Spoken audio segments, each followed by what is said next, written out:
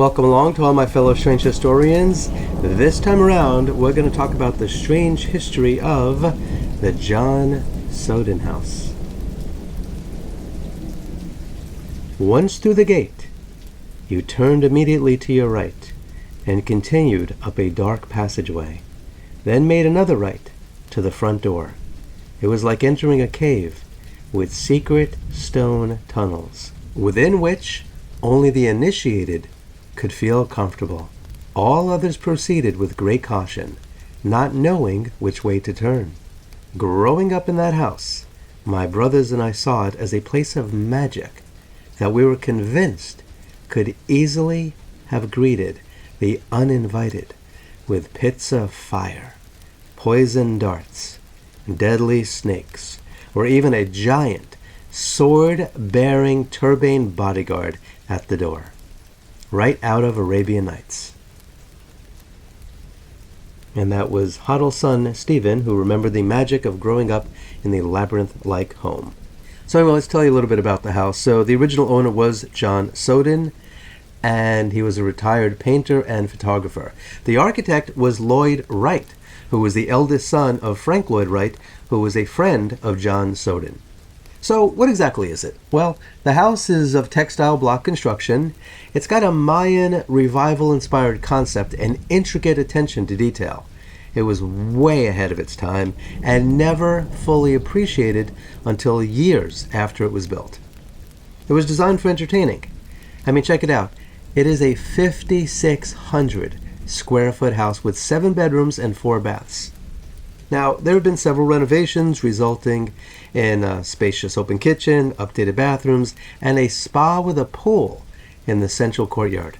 There's a unique pattern of hand-cast, sand-colored concrete blocks, and the rooms communicate by opening onto a 22-foot by 68-foot central courtyard.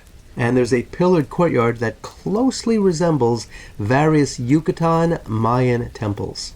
The courtyard originally contained a 32-foot-long pool and a fountain, which was removed sometime before 1940. And the courtyard had 2 textile block water organs, which were destroyed, unfortunately, by an earthquake in the 1930s.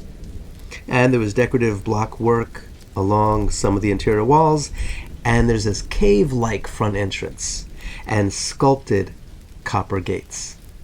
So then you go up a narrow tomb-like staircase and into the house. It is one of the most renowned and influential pieces of architecture of the 20th century.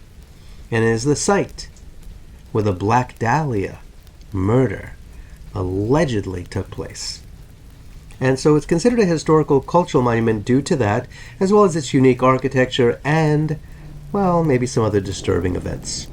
Architectural critics have derided the use of concrete blocks, so Mayan style was not well received. But they are now some of the most famous and praised for their striking and innovative style. And it's considered to be one of Lloyd Wright's most influential works. It's been described as having a sort of cultic, brooding appearance. And it's got oak flooring, it's got yellow ceramic bathroom tiles, ornate wood doors, built-in shelving, skylights, large glass walls on either side of the living room, and a very ornate fireplace. The house has some nicknames. It's called the Souden House. It's been called the Souden House of Los Feliz, which translates to the Happy. It's also called the Black Dahlia House. It's also called the Jaws House because the front of the building somewhat resembles the open mouth of a great white shark. It's also called the Dr. George Hoddle House, and also the Franklin House. That's a reference to the address. So once again, let me just give you some more information. It was constructed in 1926. It was sold to Ruth Rand Barnett in 1930. It was also sold in 1936. And in 1939, there was a stage actor, Guy Bates Post, who ran a theater as well as the Puck School of Drama and Music out of the Soden House. So how cool would it have been to be a student in that?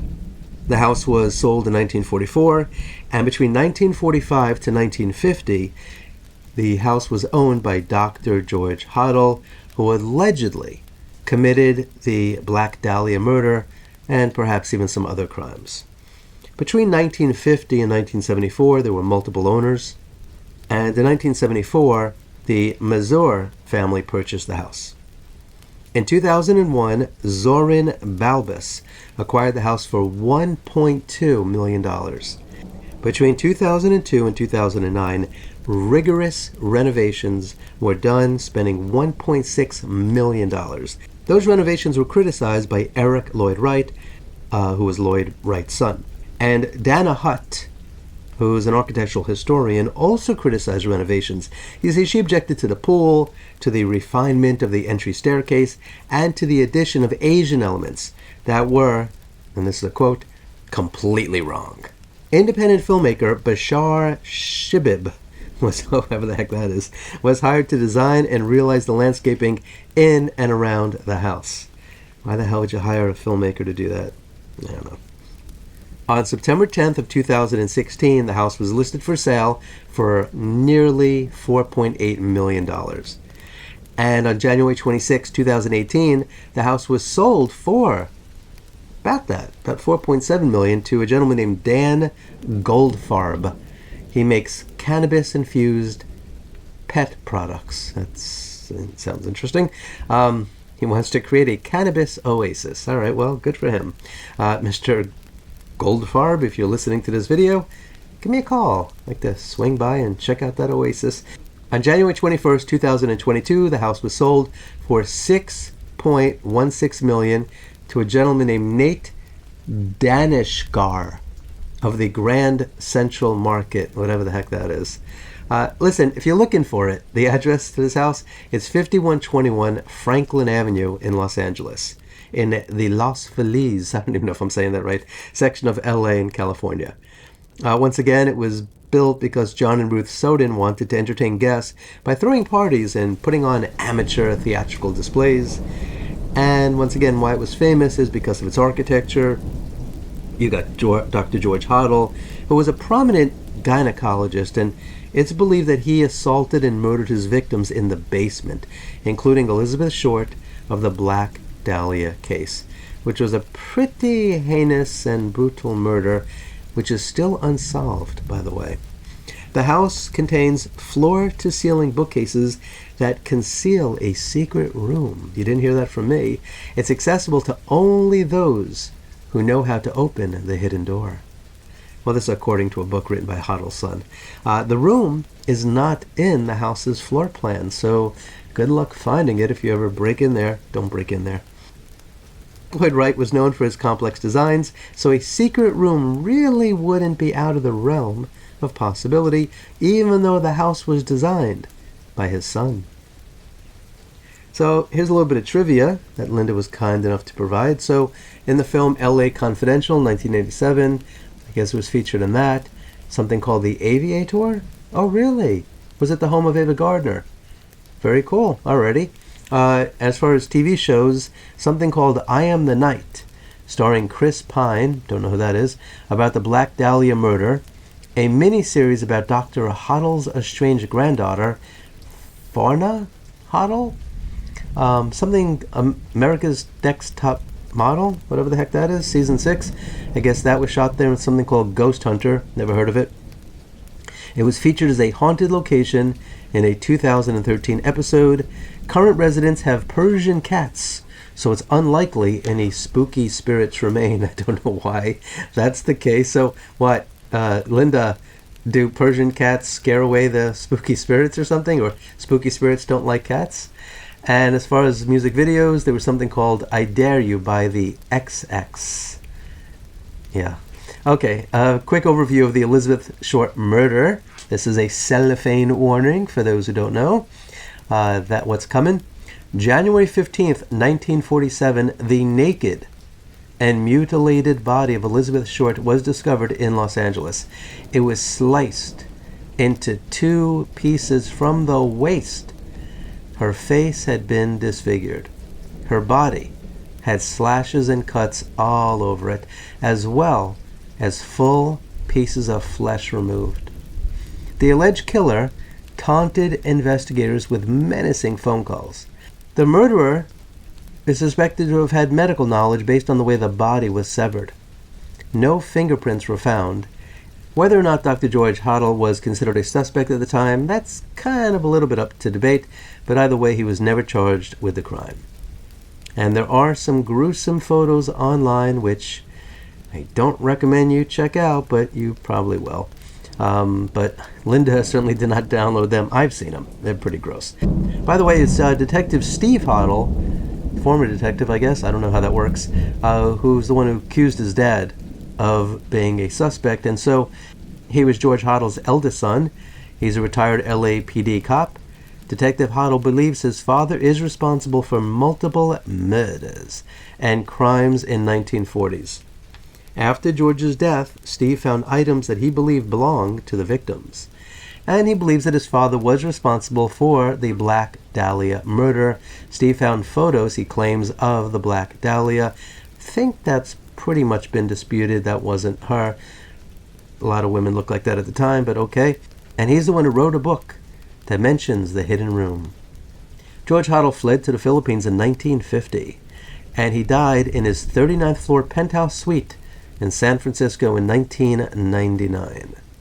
Tamar Hoddle accused her father and others of sexual abuse in 1949 during one of the parties at her home, and some feel that that investigation led to evidence of the Black Dahlia murder, because acquaintances and regular partygoers confirmed that there were sadistic acts that Hoddle performed in his home. On October 6, 1949, George Hoddle was arrested, along with 13 boys, based on bizarre parties held at the Soudan house. There's a quote, questionable photographs and pornographic art objects and incestuous acts were performed on his 14-year-old daughter, Tamar. In response, Hoddle, a tall, mustached doctor, oddly proclaimed that he was delving into the mystery of love and the universe, and that Tamar's accusations were unclear, like a dream to him. Several days later, 2 other men and a Beverly Hills physician were arrested in connection to an alleged abortion performed on Tamar and further improper relations. Hoddle was eventually acquitted of the crimes against his daughter. In 2013, cadaver dogs discovered that human remains were once on the property. Alrighty, well, once again, this script was provided courtesy of the great Linda. So thank you very much, Linda, for this great information here. And so this concludes this episode of The Strange History of the Soudan House. What do you think of the house? Do you think it's attractive? Would you live in a house like that? Do you think all sorts of crazy and sinister things happen inside of it? Do you think Dr. George Hoddle was responsible for killing the Black Dahlia? So please share your thoughts with your fellow strange historians. It'll be much appreciated. If you enjoyed this video, kindly like it, share it, and subscribe. And please hit the notification bell. And please become a member of my channel. And if you want to support my research and hear more shows like this, please click on the link below. You can learn how to make a donation directly to me. And also join me on other platforms like Patreon, where I post exclusive content. Kindly be kind to all non-human animals, and please don't eat them. They don't like that. Trust me on that. And please do yourself a favor and go to a local shelter and adopt a cat or a dog. You'll be very glad that you did. Until next time, I wish you safe travels on all your journeys.